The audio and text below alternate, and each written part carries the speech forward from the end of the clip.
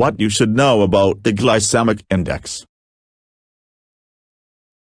As of late, there has been much mention about the glycemic index. People everywhere talk about it and food advertisements use it liberally to promote certain products. But just what is this glycemic index and what does it mean for you? Why is it that people are resorting to it as a means of weight loss and overall healthy eating choices? What's the reason that the GI is becoming the staple food guide of the free world? The glycemic index is a means of measuring the effects of different foods on your blood sugar levels. In other words, how rapidly carbohydrates, sugars, are absorbed. Foods with a high GI release quickly into your blood, causing a rapid rise in your blood sugar levels. Foods with a low GI release slowly into your blood, helping to keep your blood sugar levels more stable and steadier. When a high GI food is eaten and blood sugar levels rise rapidly, there is a high response of insulin, a hormone that regulates blood sugar levels. The insulin works quickly to deposit this excess blood sugar into muscle cells in the form of glycogen, stored energy,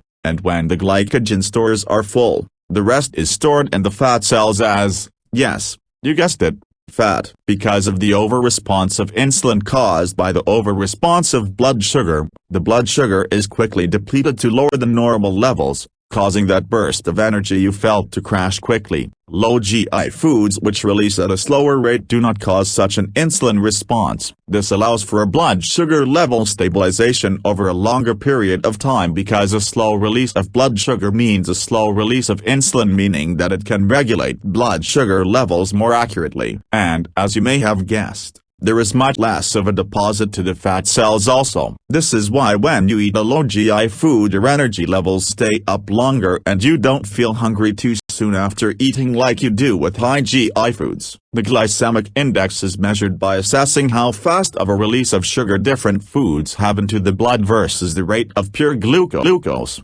Blood sugar itself. A score of 100 has been assigned to the rate of release of glucose. If a food has a release or index of 70 or higher, that means it has a rapid release and is a high GI food and should be avoided. If a food has an index of 56 to 69, it has a somewhat rapid release but not an extreme one and is considered a medium GI food and should be limited. Any food with an index of 55 or less has a slow release and is considered a low GI food and is good to consume anytime. Now, combining high GI foods with low ones in an overall meal will affect the GI of the whole meal. This is known as the glycemic value. If you had a potato with a GI of, say 90 and a chicken breast with a GI of 0, the glycemic value of the meal would be 45, in the low GI range. So, when you are trying to stay on the low side of the GI, which you should be, you do not have to completely eliminate all high GI foods as long as you only consume them in combination with low ones to lower the glycemic load of the meal as a whole. Examples of high GI foods are any white flour bread,